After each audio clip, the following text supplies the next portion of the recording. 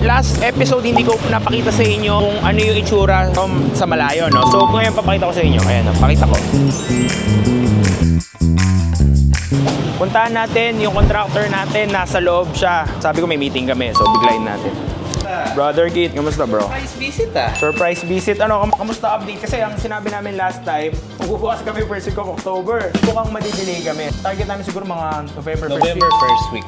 Bakit tayo na-delay bro? So para aware yung mga tao, ba't minsan na-delay? Nagkaroon tayo ng mga problem ngayon sa permits. Lalo sa government. Tingnan natin kung ano na yung update ngayon. So I think sa structural, na-build na natin yung Halos lahat, Oo, so before, kasi binutas nila yan eh. Sa gitna, binutas nila. As of now kasi, yung extension na yan yung nakikita nyo ngayon, in-extend natin yung wall si Sir Mike kasi al fresco lang yan. Total, hindi naman siya restaurant.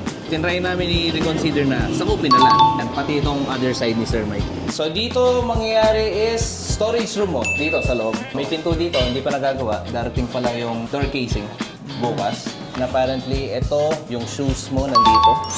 Display. Okay. Dito naman, yung Soul Avenue mo na logo. Tapos counter.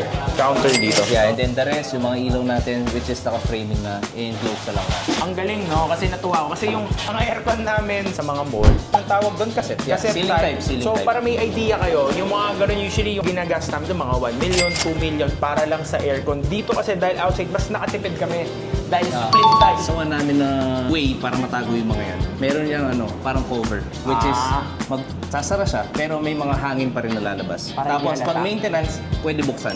Yan, ang ganun. So, nakatago. Yeah, para seamless lang yung store natin. Yes. Walang eyesore. Siyempre, ang ganda tama. na ito. So, ang haba ng store na to, Mga 18 meters to 20 meters siguro. haba. Kami naman, maglilipat na kami ng mga sapatos dito para i-display namin and then syempre i-audit namin yung mga stocks na ilalagay. Mimiting na kami para sa mga final designs. So, tignan nyo, ito yung ginawa nila sample. Sakto yung talaga sapatos. Ang pa ko is 10.5. Tignan natin kung kasha. A6 yan. Ang ganda tignan, no? Syempre may ilaw yan dyan. Sa kabilang side, magiging parang area na nandito yung mga limited edition, mga luxury. So, itong area na to. So, magkakaroon kami ng mga glass cabinets dito. Yup. And then dito, small na parang receiving area, upuan, no? Upuan, yeah. May mga upuan dito. Pwede ka na. Komportable ka na. Pwede na. Komportable na eh. Pwede ko lang po.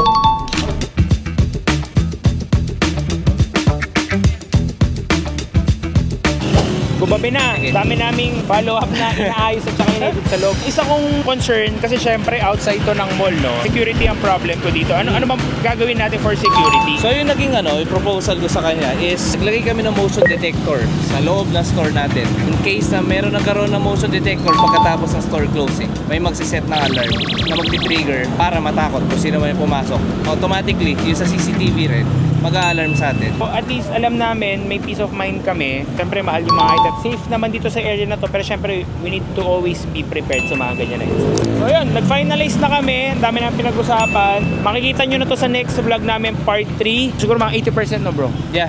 Yung futuristic look, makikita nyo na, okay? Make sure to watch our next vlog. Okay, see you part 3.